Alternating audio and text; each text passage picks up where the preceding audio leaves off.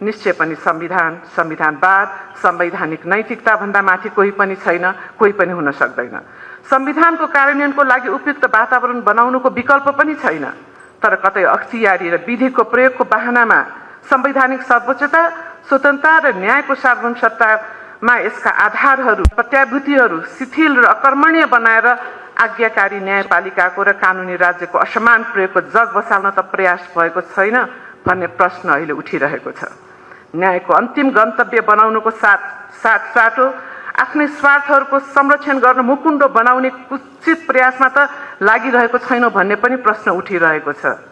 आगामी दिनहरूसम्म कुनै कारणले पनि कुनै परिस्थितिमा पनि सौदा गर्न नमिल्ने न्यायको प्रतिस्थापन गर्न सर्वकालिक आवश्यकताको विरुद्ध यो वा त्यो कारण बनाएर धराप थाप्ने दुष्प्रयासलाई सहने वातावरण त निर्माण होला भन्ने डर पनि उठिरहेको छ।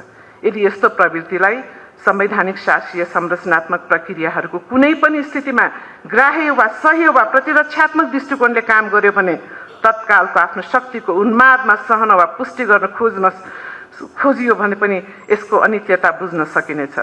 एउटालाई खाने बाघले अर्कोलाई नखाला भनेर भन्न सकिन्न। संविधान यथास्थितिमा राखेर संविधानको विरुद्ध गरिने क्रान्ति वा परिवर्तन हुन सक्दैन। संविधानको विरूप पारेर संविधानको सरकारवाला सञ्चालकहरूको रूप सिँगार्न सकिँदैन। संविधानको उल्लङ्घन गर्नेहरूलाई संविधान विरुद्ध उत्तरदायी नबनाएसम्म संविधानको वफादार कार्यान्वयन पनि हुन सक्दैन। संरचना भत्काएर परिवर्तन रोज्ने बहाना खोजेर आफ्नो परिवेशको उत्कृष्टता स्थापना गर्ने प्रयासले सत्तामा रहनेको धित्त मर्ला, तर विधि र विधि सङ्गतको अपेक्षा राख्नेहरूको स्वप्न भङ्ग हुने तय छ।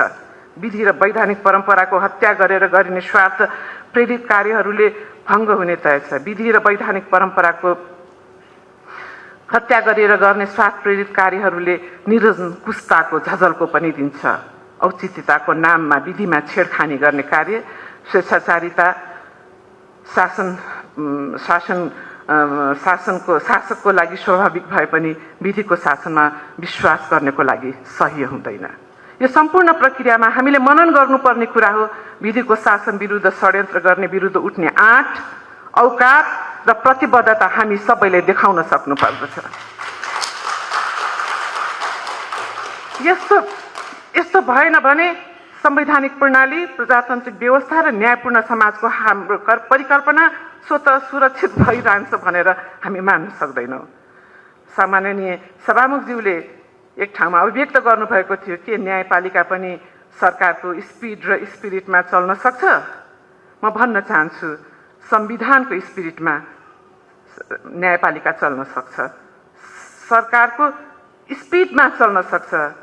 संविधानको स्पिरिट, सरकारको स्पिड, तब न्यायपालिका चल्न सक्छ जब न्यायपालिकालाई स्रोत साधनले सम्पन्न बनाउनुहुन्छ।